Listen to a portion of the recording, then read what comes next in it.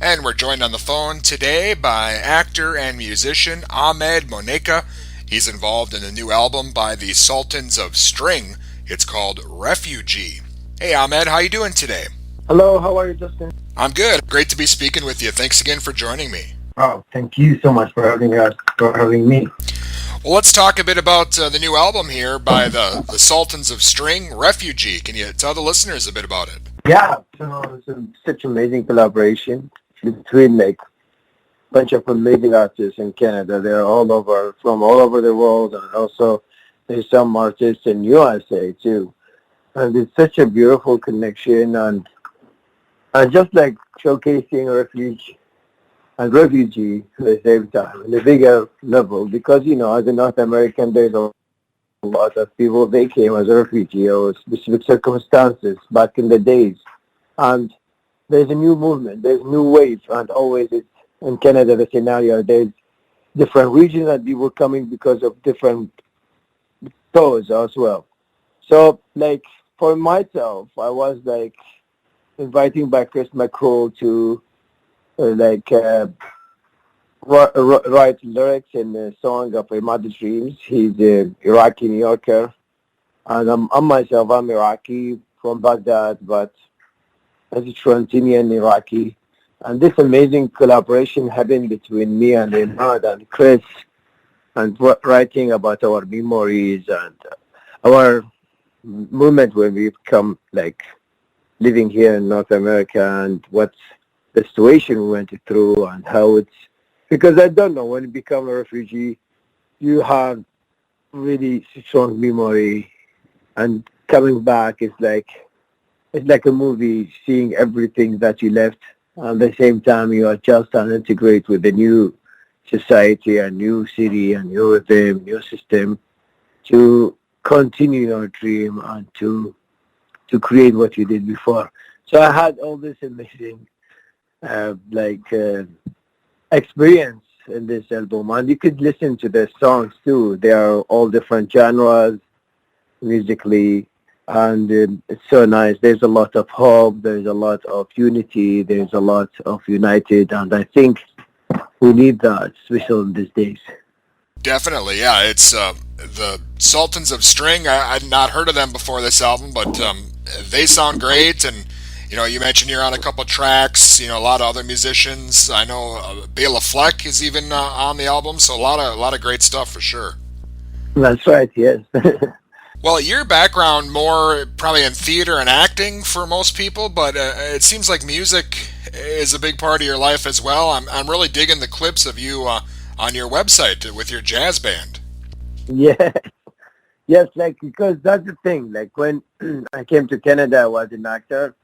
I came to TIFF, to Toronto International Film Festival, and then I was forced to stay here because I was involved in the first film talking about homosexual in history of Iraq.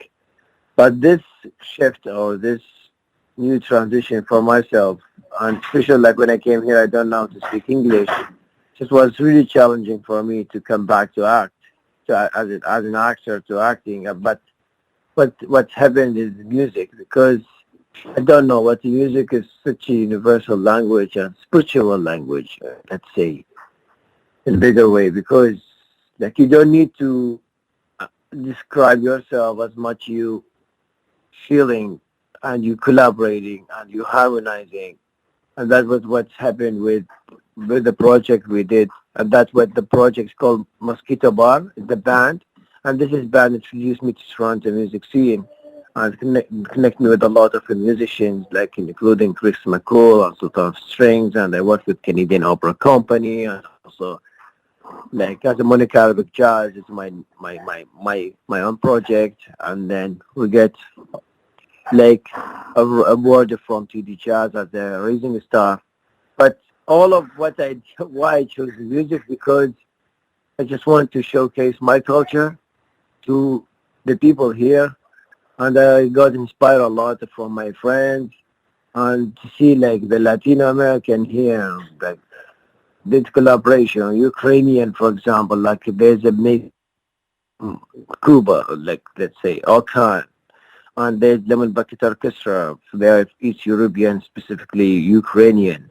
and there's a lot of really like amazing energy from all over the world. But the Arabic music that was really missing in terms of underground music and like youth and energetic, revolutionary, was missing.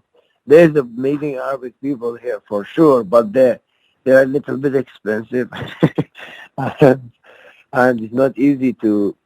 They're like touring. They are very big. They're nice. They're amazing, but they're very successful, and they're not always here in Toronto. So what I try to do to bridge my culture and to show the right image, because there's a lot of a blurry image and people there phobia from Iraq.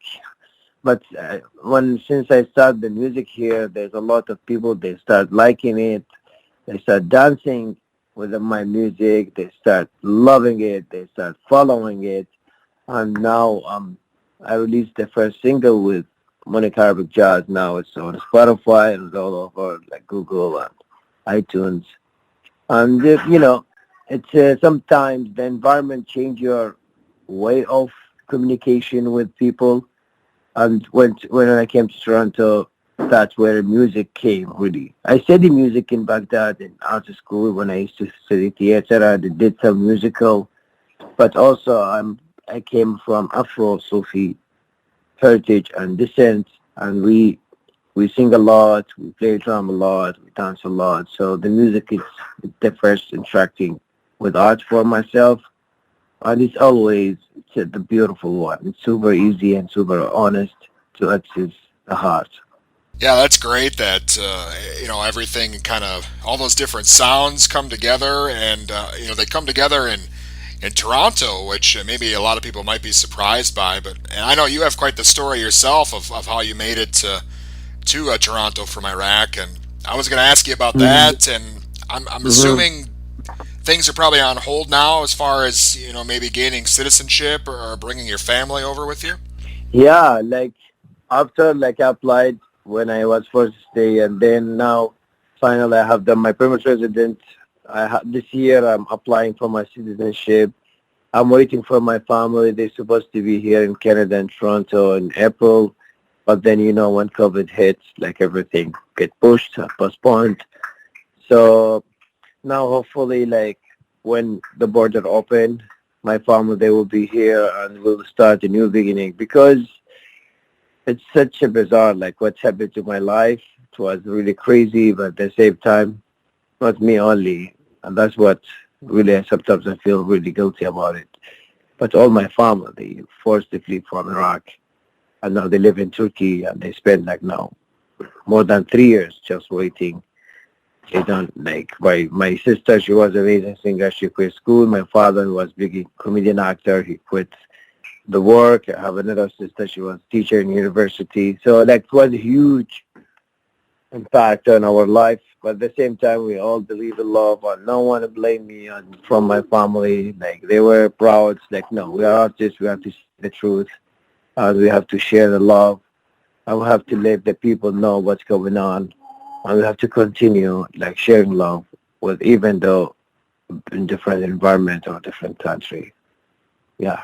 Yeah, I think sometimes people here, especially in the states, maybe have a hard time understanding, what people who seek asylum have went through or are going through. Maybe we don't know how lucky we are here in some respects. True, it is. Like it's. By the way, I've been in Minneapolis. I've been in Chicago. My Minneapolis is my first city I've been in the state. I was doing theater workshop at the Guthrie Theater with my friend Jesse Lovercombe. He's from Minneapolis, but he's Toronto based, and also my friend Seth Bulkley. He's from Chicago based, but also he lives in St. Paul, so he's from the Twin City as well. And I love like it was such a beautiful, warming, not winter. It was March, but it was such a warm day, a week. Super lucky to be in a really warm week in Minneapolis. But true, it's like we have to appreciate. We have really to appreciate the safety. We have to appreciate this privilege that we have, on, especially in North America. And yeah, like I don't know. I was studying art in 2006, 7, 8, 9, 10.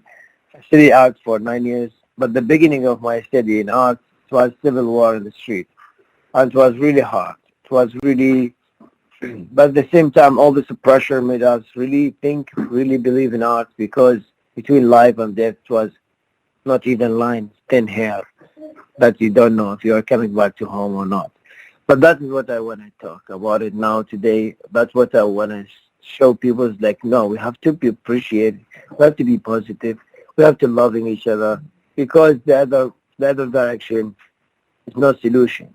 We have to really connect with each other. And I could see it today, like what's going on even in the state and like all over the world, like people really getting, I don't know, but because of all this COVID-19 situation and people they couldn't see the future. But believe me, Justin, like I saw things that I don't want to be able to see, and that's why I believe in love. And I always say, and I always said, love is the main reason for a great future because otherwise, will be not fun, will be not easy for all of us.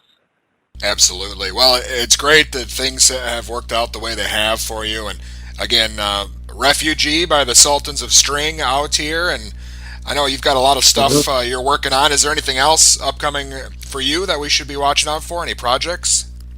Yes, like you could check out Dingy Dingy Doo with Monica Arabic Jazz. Is now released. I released it like 2 days ago as well, and they just single. And it's talking about the journey as well. This song I wrote it with my brother Ahmed Moneka. He lives in Vienna as well. Now he can't immigrant. He left Iraq, so it's a song talking about you know the between two cities and how they force us to go to flee from our home. At the same time, we are dreamers. We believe in love. We are having fun in everywhere because the land is the land and the earth is the earth. And that's what's happened with my family back in the days when they came to Iraq in the 800th century, sorry, 8th century, from Kenya to Iraq, Basra. And always it's working. As a human, we have this ability to integrate, to adapt in a very strong way. And we don't want to forget everything from Iraq because if not Baghdad, I will not learn all these skills that I have now. And I didn't, if not Baghdad, I will not experience all this love from people that I had.